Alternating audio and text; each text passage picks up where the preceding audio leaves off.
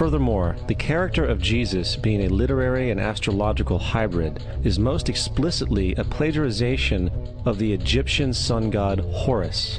For example, inscribed about 3,500 years ago on the walls at the Temple of Luxor in Egypt are images of the Annunciation, the miracle conception, the birth, and the adoration of Horus. The images begin with Thoth announcing to the Virgin Isis that she will conceive Horus, then Neph, the Holy Ghost, impregnating the Virgin, and then the virgin birth and the adoration.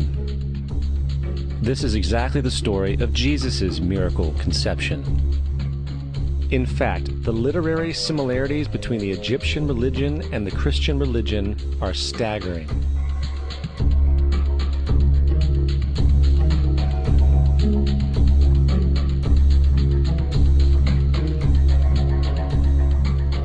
And the plagiarism is continuous. The story of Noah and Noah's Ark is taken directly from tradition.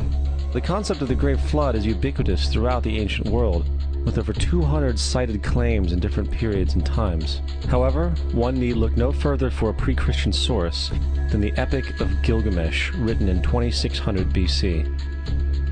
This story talks of a great flood commanded by God, an ark with saved animals upon it, and even the release and return of a dove, all held in common with the biblical story, among many other similarities.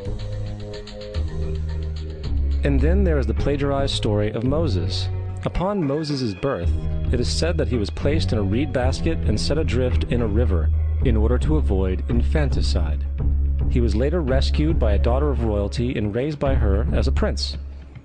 This baby in a basket story was lifted directly from the myth of Sargon of Akkad of around 2250 BC. Sargon was born, placed in a reed basket in order to avoid infanticide, and set adrift in a river. He was in turn rescued and raised by Aki, a royal midwife. Furthermore, Moses is known as the lawgiver, the giver of the Ten Commandments, the Mosaic Law. However, the idea of a law being passed from God to a prophet up on a mountain is also a very old motif. Moses is just another lawgiver in a long line of lawgivers in mythological history. In India, Manu was the great lawgiver.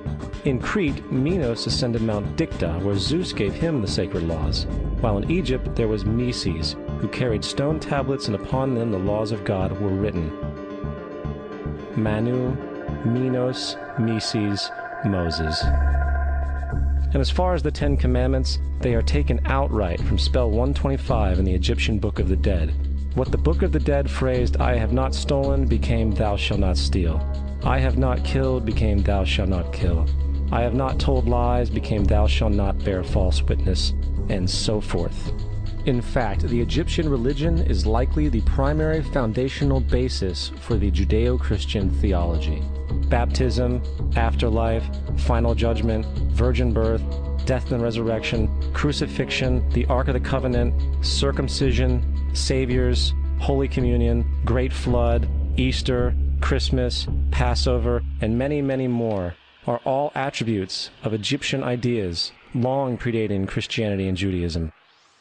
Justin Martyr, one of the first Christian historians and defenders, wrote, "When we say that he, Jesus Christ, our teacher, was produced without sexual union, was crucified and died and rose again and ascended into heaven, we propound nothing different from what you believe regarding those who you esteem sons of Jupiter."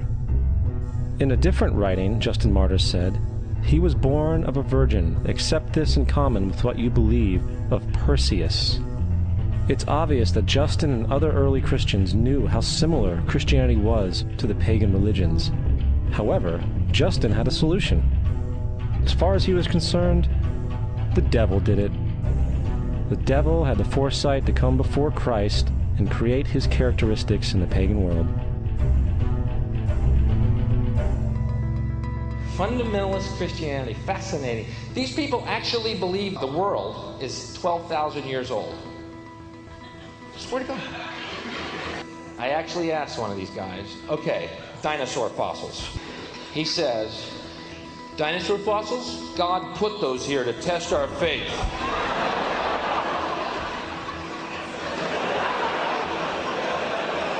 I think God put you here to test my faith, dude.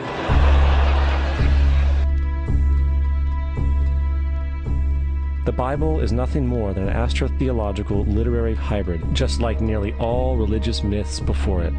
In fact, the aspect of transference of one character's attributes to a new character can be found within the book itself. In the Old Testament, there is the story of Joseph. Joseph was a prototype for Jesus.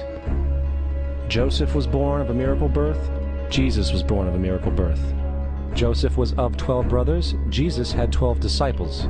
Joseph was sold for 20 pieces of silver. Jesus was sold for 30 pieces of silver. Brother Judah suggests the sale of Joseph.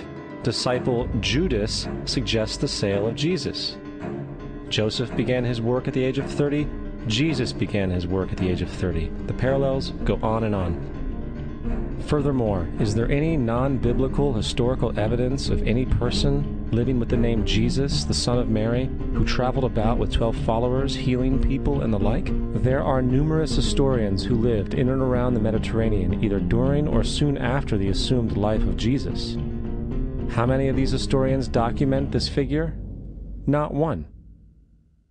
However, to be fair, that doesn't mean defenders of the historical Jesus haven't claimed the contrary. 4 historians are typically referenced to justify Jesus' existence. Pliny the Younger, Suetonius, and Tacitus are the first 3. Each one of their entries consists of only a few sentences at best, and only referred to Christus or the Christ, which in fact is not a name but a title. It means the Anointed One. The 4th source is Josephus, and this source has been proven to be a forgery for hundreds of years. Sadly, it is still cited as truth. You would think that a guy who rose from the dead and ascended into heaven for all eyes to see and performed the wealth of miracles acclaimed to him would have made it into the historical record. It didn't, because once the evidence is weighed, there are very high odds that the figure known as Jesus did not even exist.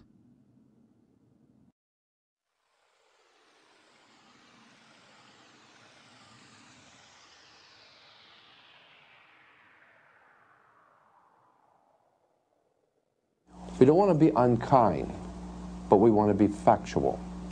We don't want to cause hurt feelings, but we want to be academically correct in what we understand and know to be true. Christianity just is not based on truth. We find that Christianity was in fact nothing more than a Roman story, developed politically. The reality is, Jesus was the solar deity of the Gnostic Christian sect, and like all other pagan gods, he was a mythical figure. It was the political establishment that sought to historize the Jesus figure for social control. By 325 AD in Rome, Emperor Constantine convened the Council of Nicaea. It was during this meeting that the politically motivated Christian doctrines were established, and thus began a long history of Christian bloodshed and spiritual fraud. And for the next 1600 years, the Vatican maintained a political stranglehold on all of Europe, leading to such joyous periods as the Dark Ages, along with enlightening events such as the Crusades and the Inquisition.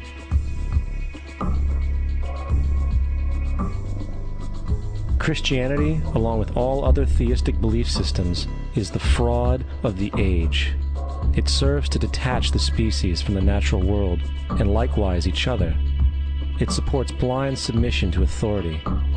It reduces human responsibility to the effect that God controls everything, and in turn awful crimes can be justified in the name of a divine pursuit.